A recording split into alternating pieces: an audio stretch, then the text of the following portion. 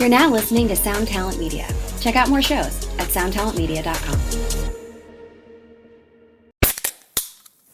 Hey, what's up, everyone? I'm Matt McGackie, the vocalist of Cryptopsy and the host of the Vox and Hops Metal Podcast, where I sit down with fellow metal musicians. We talk all about their lives and music while sharing killer craft beers. If you've ever wanted to sneak backstage and share a beer with one of your favorite musicians, well, Vox and Hops is the podcast for you. This week on the podcast, I dropped a killer episode with Kelly Schaefer of Atheist. There is this episode and over 440 other ones to help you enjoy life, metal, and craft beer. So what are you waiting for? It's time to become a Vox and Hops head. Cheers! What is up, everyone? Welcome to another episode of the podcast. Or if this is your first time, welcome to the show. Glad to have you here. I hope you enjoy the wild, weird ride that we're on. Let's see, what kind of announcements do I have beforehand? Not a ton going on at the moment, but I should probably go ahead and plug a couple things. One thing, I'm getting a lot more active on YouTube. I'm doing some more pedal demos. I'm trying to explore what other kinds of content to do on there for you folks. I've done a lot of stuff on IGTV over the years, and I've realized I should be applying some of those skills to YouTube. So I won't be doing the same exact things on both channels. Sometimes there will be a little bit of crossover, but for the most part, I'm going to try to keep them somewhat independent. I'll probably put the pedal demos out on both channels just because I have a lot more people on Instagram than I do on YouTube at the moment. But I'm trying to think of some YouTube independent content that might be of interest to everyone. So some of that might be a different, I don't know. I'm trying to figure it out. I'm exploring it. So if you want to come along on this weird journey with me, subscribe to me on YouTube. If you type in The Tone Mob, you'll find it. And you can hit that subscribe button and the bells and all that stuff. Should be an interesting experience. I'm not sure what the future's going to hold, but I'm going to try to keep it interesting for everybody. So check that out. And, if you like this podcast, if you're enjoying what you're hearing, please go over to iTunes and hit that review up. It's been a while since I've asked for that. Those reviews help a lot more than you might think. So please do that. Please do that. And last but not least, check out the Facebook group. If you're not in there already, we're in there nerding out, talking about all kinds of gear stuff, all kinds of food stuff. There was even a hat thread the other day. So, it gets a little bit wild and weird in there. And if wild and weird is your thing and you want to do it with a bunch of people who are super chill, that is the place to go. So go in there and check it out. All right. My guest today is a man who a ton of you are probably already familiar with, but now we're here to get more familiar with him. He makes rad guitars, he plays in a cool band, and his name is Sacha Dunable. So here we go. Let's get right into it.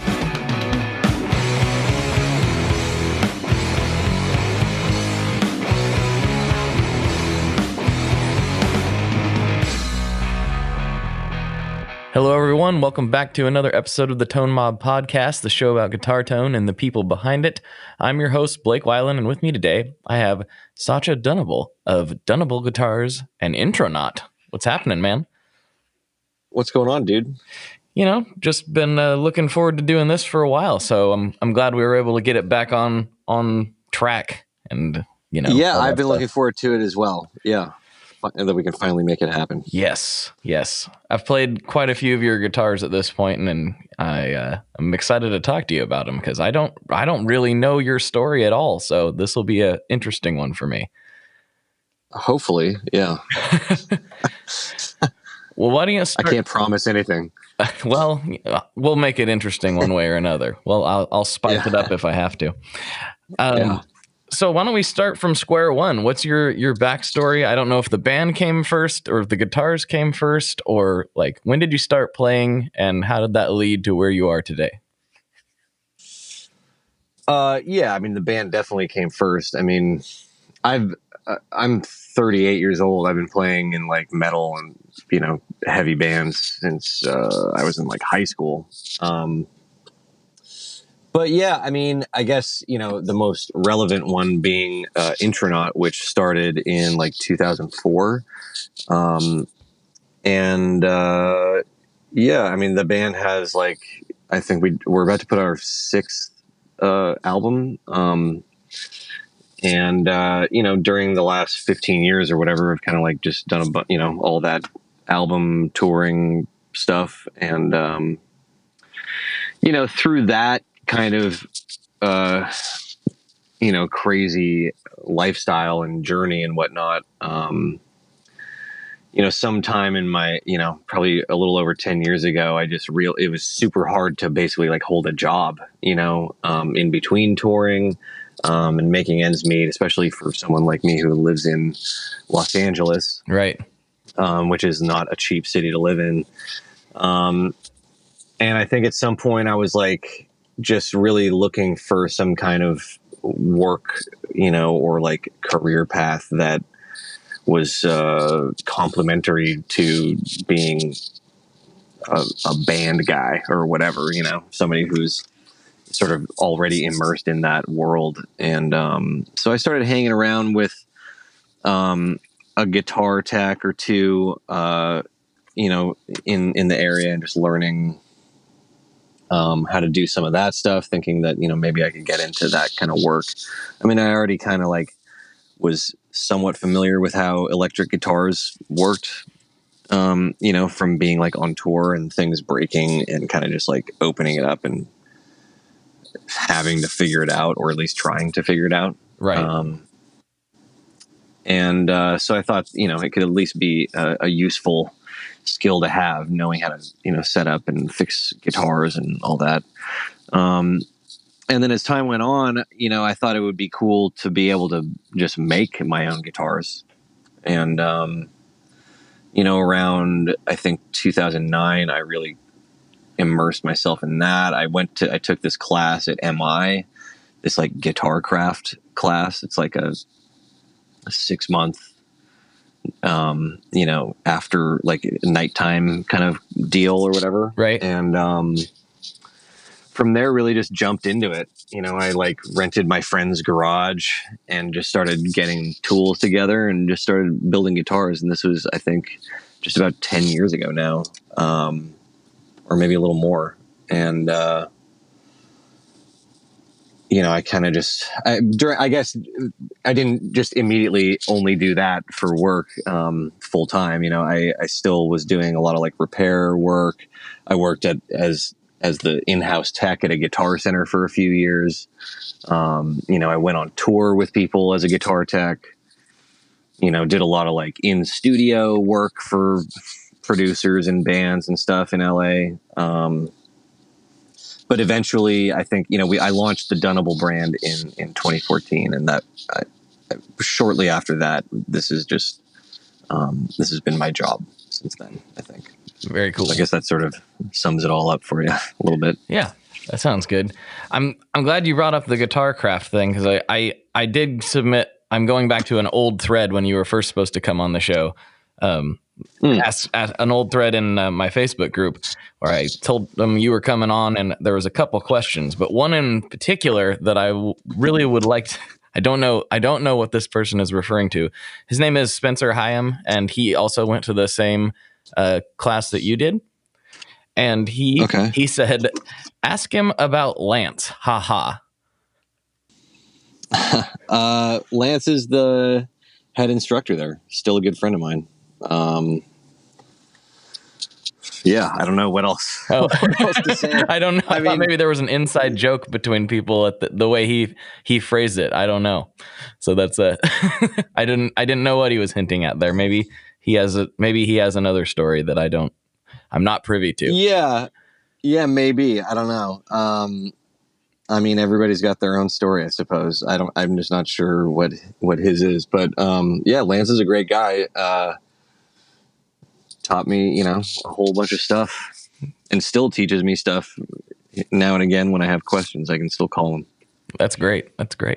Well, what was that program like? Was it overwhelming? Was it like very in depth, or did you kind of take to it like a duck takes to water? Yeah. I just remember going and being like, well, I really took advantage of everything I possibly could while there. It wasn't cheap, for me, especially at the time. And so, I was really into it, man. I really, I don't know if any of the stuff necessarily came all that naturally to me, but it was all very interesting right from the get-go. So I had a blast doing it. I thought it was, I thought it was cool. I thought it was, fun, and like, it gave me basically the fundamentals of, how these things work. And, I don't know. I think that, just like anything, it's like you get out of it what you put into it. And, I still had to do a lot of work and learn a lot of stuff afterwards. But I think it was definitely worth doing, Yeah. Yeah. It's just a different approach. Like a lot of guys that I talk to are kind of 100%, well, maybe not self-taught. Maybe they apprenticed under somebody, but there's not too many people I know that have actually went to school for this type of thing. And I think a lot of people don't realize that that's available to them as a viable thing they could do out of high school or whenever they want to do it. And I think it's good to put that out there. Really? Yeah. Interesting. I don't know. I feel like I've met a lot of people who have gone to one of these few, like a Roberto Venn or something like that. I mean, maybe there was a time when these things weren't really, I don't know when these programs all kind of started, but, and you're right. Like there's still definitely some like apprenticeship type, real world, work that I think is definitely necessary in order to be like an actual, like, real skilled professional. I mean, you're not going to go, part-time for 6 months to some, building in Hollywood, right, and then like come out being like a master guitar tech or a master luthier, I feel like I'm still learning stuff, more than a decade later, and still like expanding my skill set and stuff, that they barely even touch on in these programs, I think. What is the most challenging thing that people might not realize about doing what you do? For me, the biggest challenge is like just running a business at this point,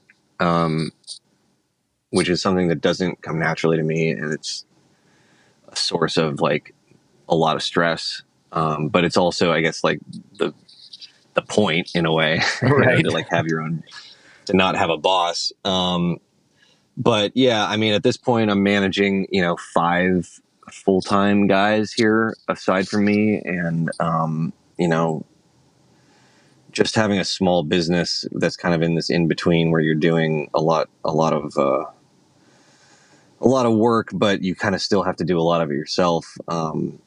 It's definitely more than a full-time gig. And, I would definitely say that's harder than any aspect of the build process. I mean, there's just all kinds of stuff every day. There's never a dull moment.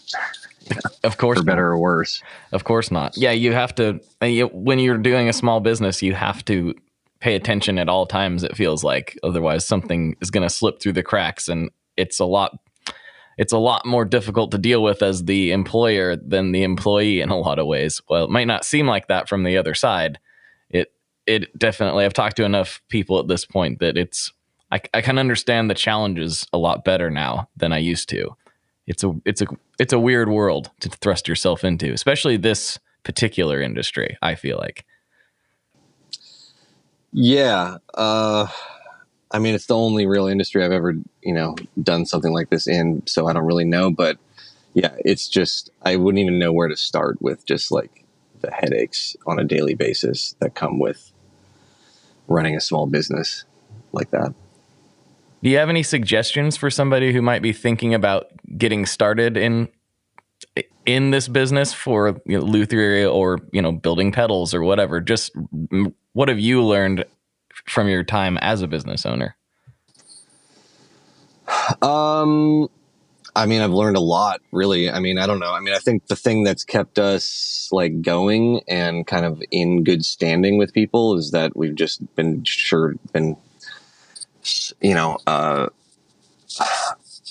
been conscious of trying to like do good business and not burn anybody and not burn any bridges, and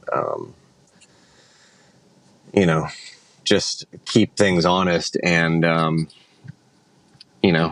just good old golden rule kind of stuff, Right.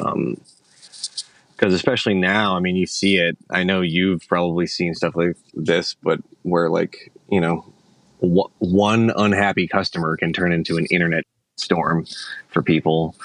And so, for that reason, I mean, also, I don't want to like wrong anybody, just Right. I guess in general, but, that's just, I think, a secret to like, if you look at people who have been in that business or probably any business, especially one like this, it's such a tight knit kind of community online or in person or whatever. But, all these people are pretty stand up individuals who, there's not a lot of people out there saying bad things about them. And that's not a coincidence, Right. Right. And it's strange how much, like I think everybody intends to do the right thing. I don't think anybody ever intends to not deliver a thing that is paid for, but it's actually surprising how often it does happen. I know a couple of guys who have been waiting on a particular person for like 5 years. And it's like, is it ever going to happen? That's what it starts to feel like at some point. Is it ever going to happen? And so yeah, I don't fully understand that. I feel like if you've got somebody's money, you got to deliver, but it just seems to happen more often than I would expect. And I'm not really sure what the cause of that is. I don't think it's I don't know. I don't always think it's a desire to rob people. I think it's that people get in over their head and they don't know how to get out. I think you're exactly right. Yeah. I mean,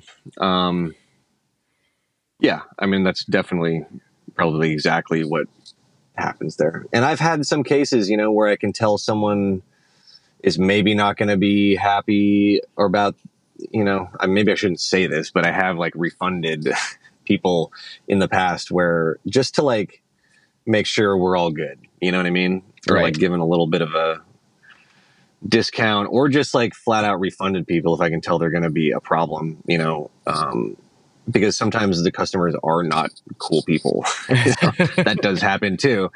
And, I just don't have time for that. So, I'm trying to like, especially at this point, streamline things and make everybody's life easy and make sure everybody's happy one way or the other.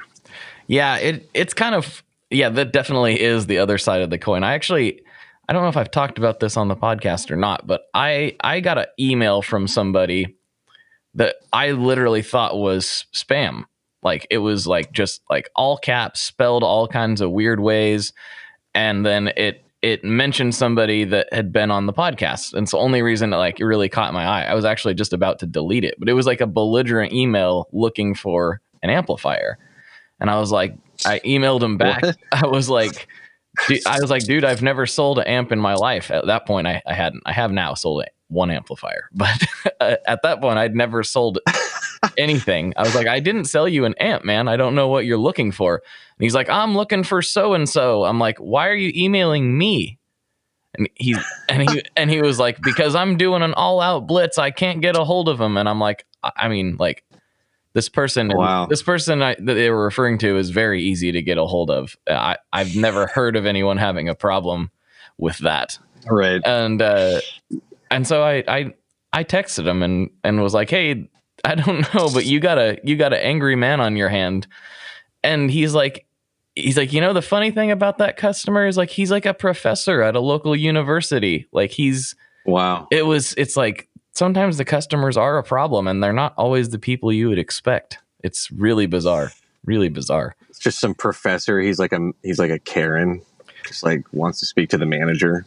That's like where he goes to first. That's his first level of action. Yeah. It's good. It was amazing. I don't know. Yeah, it was a very confusing email. I don't know if I still have it or not, but it was weird, man. It was weird.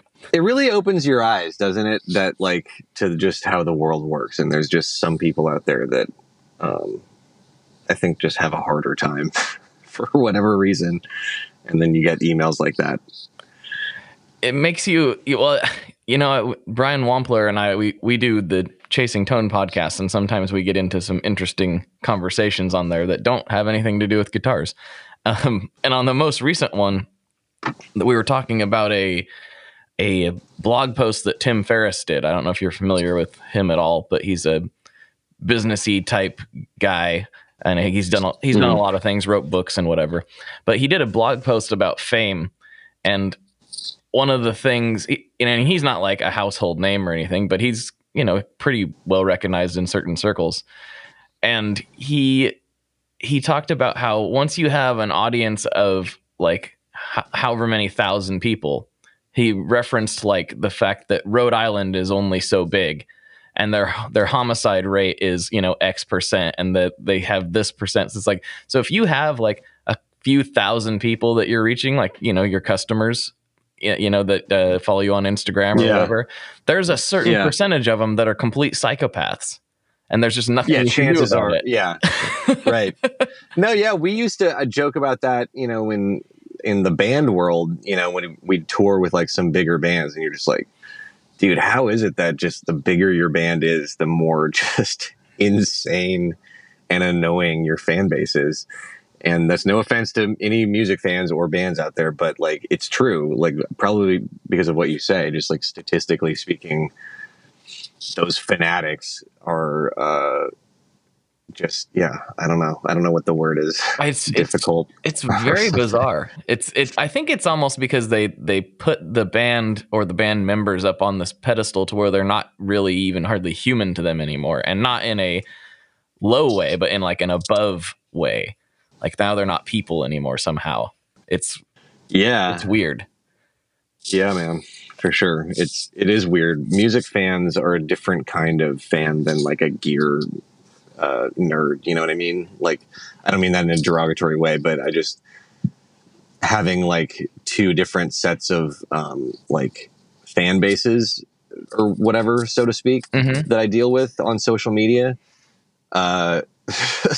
Some music fans they get weirder for sure, right? than like pedal geeks, Yeah, for sure. Which is hard to imagine. But I know those pedal geeks are pretty weird. Let's be honest. It's very weird. It's a weird thing. No, almost as bad as guitar geeks. Almost as bad, But we just collect more and hoard more, and just I don't know. Yeah. Maybe it's just that music people are weird in general, and I think that's probably a fairly accurate statement. That's what draws. That is very accurate, myself included. I'm probably the weirdest person I know. All I do is music related stuff. So there you go. Well, exactly. I got so obsessed with this stuff that I decided I needed to talk to people on the internet about it. So I guess that's it's pretty weird. Let's be honest. Yeah. Yep. So tell me a little more about Intronaut. Like, I've gotten to listen to a few tracks and I really dig it, but maybe we can tell the listeners all about that, because you got a tour coming up, right? Is that my brain working correctly? Your brain is working correctly, yeah. The record, there's a new record coming out on February 28th, which is just around the corner, on Metal Blade Records, and we're going on tour starting next Friday, February 21st, with a band called Cult of Luna from Sweden, and a singer named Emma Ruth Rundle. And that goes through Canada and the US. And then we got some international like festival dates and stuff too, kind of sprinkled throughout the year. But yeah, the band, I don't know, I guess there's probably a lot of people out there who maybe are not familiar with the band, but it's like a prog metal kind of band. But we've been around since, like I said before, 2004. So whole bunch of stuff out there to listen to on Spotify or whatever, if you're so inclined. Cool. The new record is featuring all Dunable guitars and amplifiers and some pedals and stuff too. So if you're looking for a taste of the tone, you can check that thing out. But yeah, very rad. That's very cool. Very cool. How did the band start? Like, what was the genesis of that in 2004? The band started, I mean, I guess we're all, we've all known each other, at least the original members. We all knew each other going back to like high school or even like middle school. We're all from LA, or at least we all the original 4 were. And so we've all played music together for, since we started playing music, basically. And, you have like your high school bands and your whatever other bands, but then Intronaut was just the one that kind of like clicked and, got a, put out a record and like started touring and stuff. But yeah, I don't know. We're just like a bunch of metal kids that ended up getting also into like 70s prog and started a band based on those influences, Very rad. Very rad. Yeah, I always forget that you have amplifiers also until I get to NAMM and I look at them and I'm like, those are just the coolest looking things ever. What's the deets on those things? Well, we haven't like really like officially like quote unquote released them, like in that we're not really putting much marketing time into it. But I basically have a friend, a guy named Mert, who approached me about developing an amp. And so we made 3 or 4 prototypes of this head that's like it's based on a twin circuit. Okay. So it's 85 watts, 6L6 power tubes. And it's basically just like a 1-channel, like a pedal platform is the idea. So the circuit is based on a twin, but we added a master volume. So you can get a little bit of breakup. I mean, it really is all about having a ton of headroom, where you can push it into like, breakup, but like, not even, I was going to say like a Bassman cranked all the way up, but even that is like more gain or like clipping than this amp does. And then it has some interesting like mid-range tweakability in that it's got a three-way switch that basically boosts the EQ, going from sort of a where you're at basically with a twin, like that kind of like very little push on the EQ, up to like a little bit more push. And then when it's maxed out, it kind of just like has this real beefy kind of like almost like a Model T kind of like blown out kind of everything on the EQ at 10 kind of situation. And then a mid contour knob that shifts where the kind of inherent passive EQ scoop in the mids is happening. Okay. So you're kind of tweaking which section of your mid range is being cut out. So I like to turn it all basically one way, which cuts out a lot of the low mids and gives you that high mid kind of like snarl, which I think works great with like a guitar distortion pedal. I use like a Friedman BE OD pedal in front of it, which is just, just makes it like instant. I mean, it just sounds like a Friedman, like a hot rodded Marshall, basically. Right. And then the amp also has an effects loop, so you can have some pedals going in front, some in the loop. So yeah, it's just got a lot of like routing options and just kind of like gain staging tweakability to it that I think is cool. I don't know if it's worth putting more time into like trying to sell them to people, because I don't know if like the market is really asking for a new like loud, heavy guitar amplifier. There's like a lot of options out there already for it, but in terms of it being like a vanity project, I thought it was like cool to do. And, just having like my perfect amp that I've always wanted, I thought it was cool. So yeah, that's the story with that amp, the Ultra Mega. Very cool. Yeah. All I knew about it was that it was like, I just loved the aesthetics on it. I didn't know any of the specs. So thanks for giving me the rundown. Right on. And we try to keep it consistent with like the pedal graphics and art and stuff too. Let's talk about the pedals. I know you did one with a friend of the show, Mr. Scott DeBockler. I think I said his name right. Scotty D. Yep. Yeah. Yes, I hope he doesn't punch me for butchering his last name. But yes, I know you did one with him, and I think you've done some with some other people, maybe? I can't remember. You tell me what you've done. Yeah. Yeah, well, we collabed with Scott on a pedal called the Complete Distorter, which is like, again, that kind of like British tone stack, kind of a high gain distortion pedal.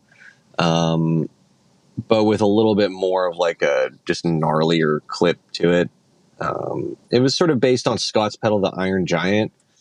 We just sort of like added a little bit more, just saturation to it, I think. Okay. But the same basic controls as that pedal. And then we did, our first pedal was, it was called the Splatter Blaster, and we collaborated with Jeff Davis, who does Damnation Audio. Are you familiar with him? He does a lot of bass pedals. I'm not, actually. I think I've heard the name, but I don't know him. They make a great bass drive pedal called the MBD, and they just released the MBD too. But Jeff is like also a real pro, builds most of these things out of his basement with his wife. And we did a stereo fuzz, basically. It's like two parallel distortion circuit, or one's based on a super fuzz, the other one based on an HM2. And you can run them in mono, in parallel, and blend them a variety of different ways, or like add in a clean blend. Or you can run them stereo, which is really a real mind-melting kind of experience, I think, where you're basically sending the HM2 to one amp and the super fuzz to another. Or you could also use it to it's great. It's incredible. And then you could also, like I said, turn one of the channels off and it becomes a clean signal that you can blend in however you want, which is great for bass. But for guitar, I think it's really a cool pedal. So we did that. And then our most recent pedal release is called the Eidolon. And this was an idea that a guy named Dave Davidson, who's the guitar player and main guy in a band called Revocation, a real good guitar player. He had this idea for a pedal that combined a clean boost, like a hall reverb, and a digital delay, like a darker kind of digital delay. And the idea is that you put that in your effects loop or out front of the amp, but he'll use it like with not a 5150. What's the EVH head? Like a high gain. Is it the 5153? I don't. Those things get me so confused because I'm like 6505. Oh wait, that's the PV version. I can't ever remember. This is not the first time I've had this conversation. Yeah. Right. It's like whatever the modern 5150 is. But he'll put it in the loop of that so that basically when he has a solo, he's just one click. He's getting more volume and just some wetness, some atmosphere on the leads, which is a solution for something, I don't think there's any other pedal out there that does that. At least all three of those things in one, at least not with those sounds too. So, basically the idea of it having it in the loop is that it doesn't change your guitar's tone. You're still getting that same tone from your preamp. You're just boosting the volume of it. And like I said, adding a reverb and delay a little bit. And it's got a tap tempo on it. And that one we collabed with John Snyder from Electronic Audio Experiments. I don't know if you know him. Oh, yeah. He's been on the show before. Good guy. Oh, yeah. He's a gangster. He should. Yeah. I'm glad that he's part of the tone. He's in your mob. He's your tone mob. He's in the mob. He's definitely part of the mob. He's a good tone dude. Mafia. Yeah. Oh, yeah. He's the best. And he was a pleasure to work with, just because we had so many revisions on this thing. It took us almost 2 years or it was probably a year and a half of like prototyping before Dave had the pedal that he was looking for. And anyway, that's our only one that's currently in production. But we've been real busy with it, and I think it's a real important pedal that a lot of lead guitar players would find use for. Yeah, especially people who it seems to be a little bit more common in the metal world to use a high gain amp with an effects loop rather than in some of the other genres, which do kind of more like what you do and get a lot of your dirt from your pedals. And I kind of do both. I have a Benson Vincent, which is not super high gain, but the way that amp is designed, it's basically 2 amps. And so I found myself plugging into the effects loop a lot more than I ever had in the past. And you can really get it's just a different experience. It's hard to explain to somebody who hasn't done it before, but it's just, I don't know what the word is. Yeah. Well, totally. It's just like a cleaner way. In this case, it's a cleaner way to like hear these leads. I mean, if you put a boost and reverb and delay before the preamp on a high gain amp, like it kind of gets a little bit muddy. But I guess if you're using a fuzz pedal or something in front of a clean amp, yeah, you could put it after the dirt pedals or whatever. I mean, yeah, it's just about the sound you're going for. And, with metal and shreddy guitar playing, this is sort of like the preferred sound, I think, that almost just about anybody would agree on, Yeah, I think so. Yeah, especially in that genre, because it just you're start blurring the lines and covering up some of what you're trying to show people if you do it the other way, and that's exactly just is what it is. That said, I mean, I do like running reverb into fuzz sometimes, but that's just for blown out nastiness that I just make a big wall of garbage with. If you're thirsting more, you're probably not worried too much about effects loops, unless it's for like a specific effect that you're going for. But if you're I'm the same way as you. I go both ways. I like you said, blurry, noisy, ambience sometimes, but sometimes you need that precise kind of perfect sort of sound. So going back to the guitars a little bit, where do you get inspiration for your shapes and your designs? Because I really like all of them a lot. So I'm curious where that comes from. Thanks. Well, some of it I think is probably fairly obvious. I mean, some of it. I'm a fan of American solid body set neck electric guitars, and some of our shapes are based on, things that do exist already, and, just sort of refining them into a way that I think is unique and maybe a little just more like practical in terms of like ergonomics and balance, which all contribute to the playability of the guitar and the looks of it. I mean, the oldest model we have in the lineup now is the Yeti, which I'll tell you straight up, I just traced a Jazzmaster and modified the horns on. I mean, and then, added contours and stuff. But, I'm definitely not trying to reinvent the electric guitar. It's more about just like making the guitar I want to see and hold and play, and kind of just borrowing elements of things that already exist and just kind of refining them into a unique design. Yeah, the Yeti's probably my favorite, but I also really like Jazzmasters, so that makes sense.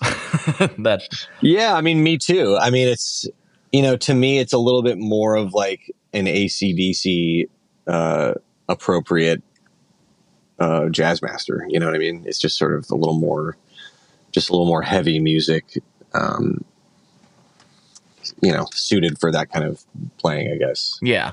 Than a Jazzmaster, which is a great guitar, but the pickups are not great for heavy music typically. The bridges are not really good for any music, which is why they invented the mastery bridge. And, and those are bolt-on necks.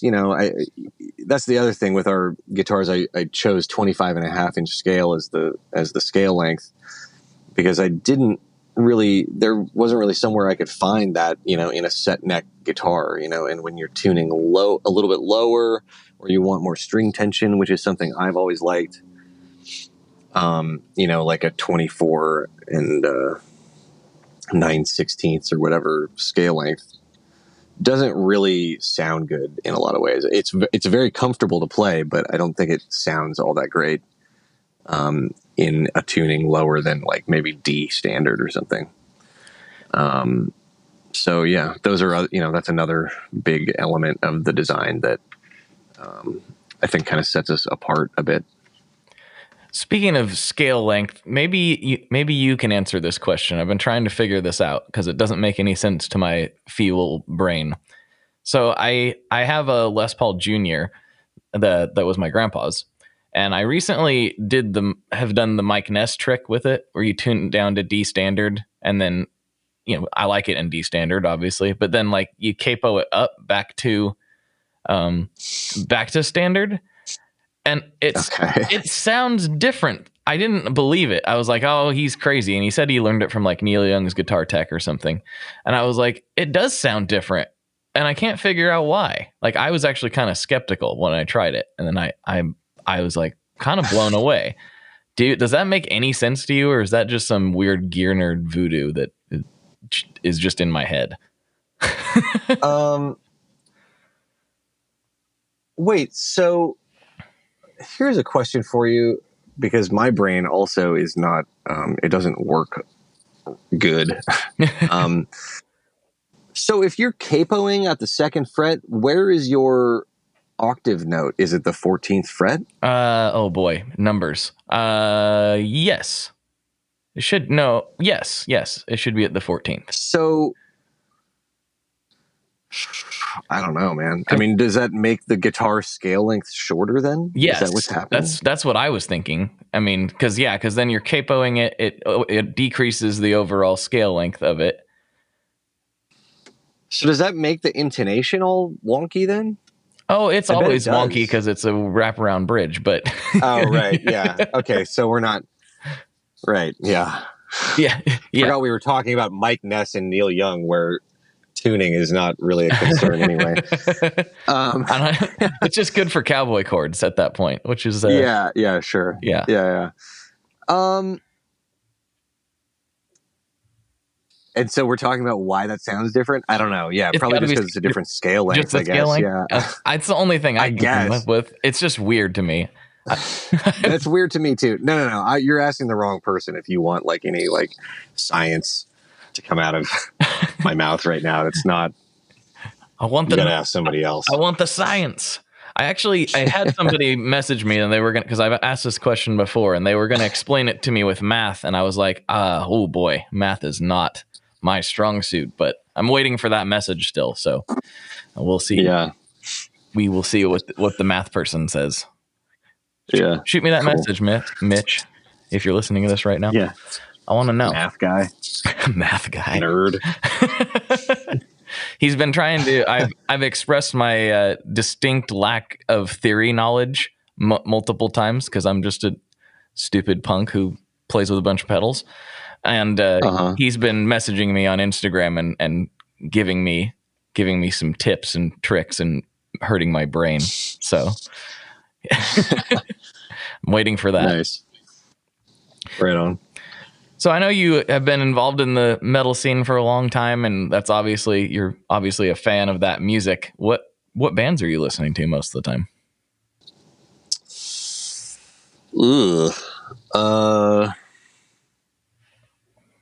I don't know. I'd have to look at my Spotify right now. What am I listening to? I don't know. I don't only listen to metal. I mean, well, sure. I'm almost 40. I've mixed it up a bit over the years. I mean, looking at my recent plays on Spotify, it's not very metal. It's like Kurt Weill and have you heard White Reaper? No, I haven't. well, you should definitely check them out. It's like the best like rock record I've heard in a long time. Just like power rock, like Thin Lizzy meets like the Cars, kind of just, it's a really incredible record. They have a couple records I really like. And then also a band called Dead Congregation, just to change it up a little bit. That's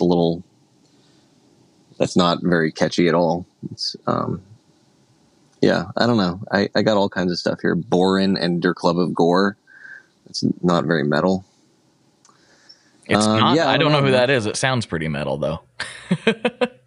It's heavy, but it's not metal. It's like the slowest jazz.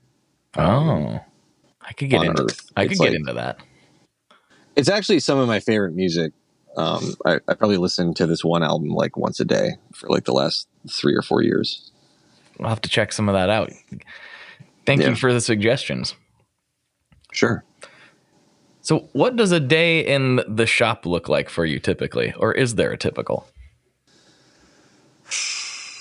You mean for me personally? Like what do I do? Yeah. From beginning to end? Yeah, sure. Well, I'll usually get in and just read through a bunch of emails, and half of them make me want to throw my computer through a wall. Mm-hmm. And then I'll reply to all the emails that I can get to, but usually I can't get to most of them. And then I will go into the back and start painting. I mean, pretty much the only part of the production process that I am doing lately has been paint. That's just become my role in the chain. Yeah, so I'll spend, that's probably like a few 3-4 hours a day doing that. Just kind of, answering everybody's questions, problem solving, for all departments and whatnot. And then, I don't know. I don't know. There's no real like routine. I mean, it's all just sort of that balancing all those duties, for about 12 hours a day until my brain just can't take it anymore. I have to leave. Yeah. Must go. Yeah. Well, I was meaning to ask you this earlier. And do you find it difficult to balance the band with this job, or is it a little bit easier because you have control of things, or control of what you do? No, it's like, I mean, both are currently both are very demanding of my time. But I mean, the band hasn't really been like a full-time deal in a few years, really. Like in 2017, or 2016, maybe even, I just had to like sort of make a decision, like that, I couldn't be like full-time band guy really. So we haven't even done anything in almost 3 or 4 years, like as far as playing shows or putting out records.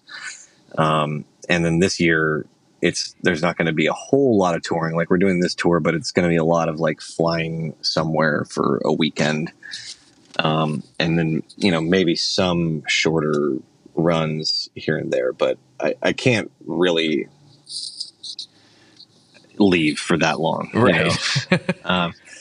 So there has to be like I mean, it would probably be fine, but like I said, we have customers waiting for stuff. Like I can't just be like, sorry, everybody who's giving me money. Like I'm just going to go, fly to Europe, not be here for 6 months. Yeah, exactly. With your money, yeah. And I don't want to anyway. I mean, I've been kind of burnt out on like long touring and stuff for a bit anyway, so it's not a problem. And I think that's, sort of a necessary thing to just like being happy also, is kind of like having a nice little balance of everything where I, while I'm at work and going crazy, I can at least be like, oh, at least I get to go out of town for, 2.5 weeks. Right. And just like maybe not only be thinking about this stuff all day. And then also, by doing that, I don't go crazy. The band doesn't want to kill each other. It's that all that kind of stuff remains fun. Yeah. So, and all, yeah, basically, and still having some time for like a social life, outside of both, just trying to keep our mental health in check and all that. Yeah, I should try that sometime. Is important. And yeah. I mean, I think for like, for a long time, it's like, or for some amount of time, it's okay to like really go hard, but like I've noticed that like it really is helpful to like actually take some days off. This like in the last year, I finally started taking at least one day off every weekend, whereas I used to just work 7 days a week all day, and that'll burn you out after a while. Yeah, it does. I can attest to that. Yeah. It gets rough after even if you really enjoy it, it's like you still kind of need to like do non-work stuff. And it's hard for me sometimes because I worked so hard to get to a point where I could be in this industry full time. And I still really, really enjoy all this stuff. But I definitely like, I don't listen to as many or watch as much like gear stuff as I used to for enjoyment. I do it now because like I have to, and I still enjoy it. Yeah. But like the days of me like pulling up YouTube demos for like pure fun are kind of behind me. I think there's always an element of work to it at this point, and I'm not complaining. Because I really tried hard to get to this point, but now like I'm like, okay, I'm gonna go read some comic books. Like that's what I want to do. Something totally not related to work at all, because it's this is what we do now, which is wonderful. And thank you to everybody that's listening to this right now. I probably sound like a whiny little man, but that I don't mean to be. Do you work in music outside of this podcast? Yeah, I do marketing and social media for a handful of different gear companies. So, yes, I'm very much involved in. I don't work so much in the so you're, music industry. It's definitely the gear side of things, but it's still some portion. Yeah, that's what of I it. mean. Yeah. So right. So you got I feel you, man. Like you just have to like turn the social media off after a while. Like you're just like, oh, I've answered the same question about this pedal or whatever 100 times. Like, you want to just like write some like mean comment back to them, but I'll have to send that's when you realize you got to take a break. I'll have to send this to you so you can forward it to people who ask for free stuff. I wrote a blog article about this a few years ago after like, I think Doug Cower was the one that finally like really like he had a story for me that really pushed me to the edge. And I wrote a blog article on my website that is basically like, if you have to ask, the answer is probably no. Yeah.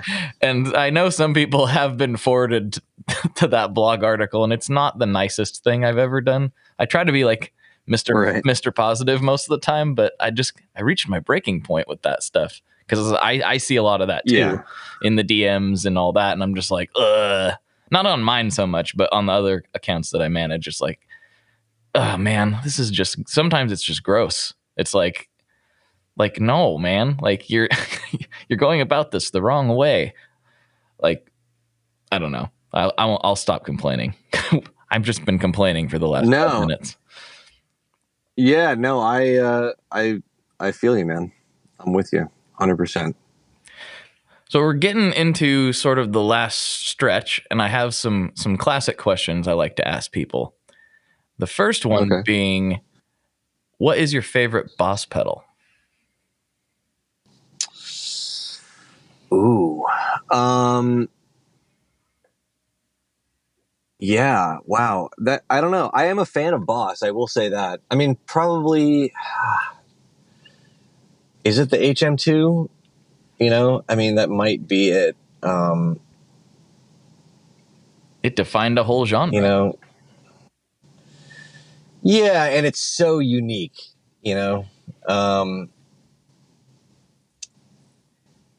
Yeah, I mean, there was some cool, like, weird, obscure ones too, like those, like the feedbacker distortion or whatever, Mm-hmm. like where you hold it down and it would like it was sort of like the original like freeze pedal kind of. I remember it, but I've never But played I don't know. Yeah, there's a distortion and feedbacker pedal, and then there was the feedbacker distortion pedal. And I don't know. I had this book that was like it was like a coffee table book of like the history of Boss pedals, and it was so cool. Oh, and man. I think I just lost it in a move a few years ago. But yeah, they put out a lot of good stuff. I don't know. Yeah, I'm gonna go HM2 just off the top of my head. Although the one Boss pedal on my board is I have the Wazacraft tuner. if you, I don't know if anybody can top that in terms of like dad pedal board, but yeah, I had to do it. Yeah, Had to do it to him. I had to do it to him. Yeah. You know I had to do it to him. Yeah. All right. And then before the final question, I almost forgot to let you put up a billboard so you can say whatever you want right now. If you got a message you want to get to people, if you want to direct people to your website, or you just have something you've been wanting to get off your chest, this is your opportunity. Yeah, here's my rant about I don't know. I don't know if I have. Check out Intronaut, check out Dunable guitars, and yeah, I don't know. Yeah, I guess that's about it. All That's right. my billboard. That works. Yeah. All right. So the last question of the podcast. What is your favorite kind of pizza? Ooh. Okay, so first of all, it's gonna be like one of those like brick oven kind of, like what is that, like a wood fired pizza that's sort of a fancy pizza. Oh yeah. I mean, to be honest, I like a classic margarita pizza. However, there are quite a few delicious variations of the like spicy honey sausage and like ricotta kind of pizza out there right now. Like if you go to these kind of places, and I mean, if I was like on death row, that's probably what my final meal would be. I think. Ooh. My request would be, at least. Hopefully there's a good pizza place near that prison.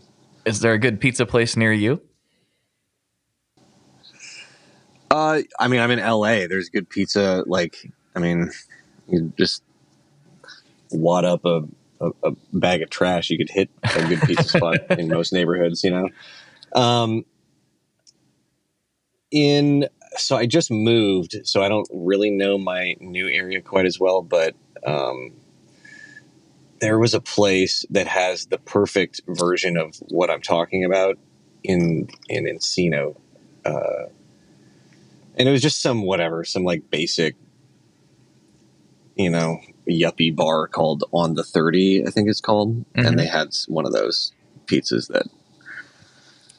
that's the one, man. That sounds delicious. That's what sounds absolutely delicious. It is very delicious. Yeah. All right, man. Well, thanks so much for coming on. It was a really fun time talking to you. And I hope to see you at NAMM and do this again maybe sometime. Absolutely, man. Yeah, thanks again for having me back for the first time. Yeah.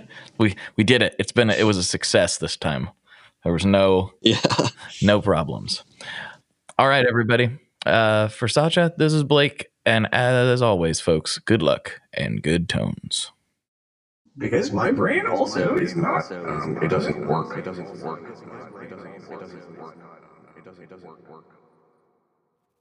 All right, that was a fun episode, if I do say so myself. Make sure you check out everything at dunableguitars.com because they're beautiful and I love them, and I would like to own one day. Hopefully that can happen. Maybe something baritone Yeti. Ooh, that would be great. But anyway, let's wrap this show up with just a little note, just a reminder to be good to each other. We're getting ready to go into a very uncomfortable political year, and remember, we're all in this together. It's an easy thing to forget when those at the top are trying to divide us and smash us all. But I've met too many really strong, really cool people through this podcast and talked to a bunch of listeners that are super rad. I know that most people at the end of the day are super cool and all just trying to do the same thing and live a good life. So let's be chill. Let's be as chill as possible. I know it's difficult, but I think we can do it. All right, everybody. Have a good week. Be kind to each other, and I'll talk to you next time. One last thing before we totally sign off here. I just want to remind you that if you do any shopping at Stringjoy, that's Stringjoy guitar strings made in Nashville, that will help me out as well. As I've said for years, I'm heavily involved in that company, and I really do think they're making the best products on the market. So if you would like to try custom strings, go to tonemob.com/stringjoy and check them out today. I seriously love what the team down there is doing. I help them out with all kinds of things, and by you supporting them, you are also supporting me as well. And hey, you need some strings, so why not get some custom strings just for your guitar and playing style? Again, the link for that is tonemob.com/stringjoy, and that will take you right to their website, and you can do all your shopping through there, and that will help everyone involved out. So thank you very much. Talk to you next time. We are brought to you by the wonderful folks at Gun Street Wiring Shop. Yes, Gun Street Wiring Shop. I've talked about them before. I used to say based out of Bend, Oregon, but guess what? Sean moved to my neck of the woods. Sean's in Portland. Sean is awesome and has helped me with a bunch of stuff lately. And if you have wiring needs for your guitar, he can help you too. If you want to get weird with it, he can get weird. If you just need to spruce things up a little bit, there's your guy. He takes all the guesswork out of doing your guitar wiring, and he makes it simple, and his customer service is top-notch, and I can't say enough good things about Gun Street as a company. I really respect Sean and what he's all about, and the product is top-notch. I've got 3 different guitars that now have Gun Street harnesses in them, and I could not be happier. So go to gunstreetwiringshop.com and check them out.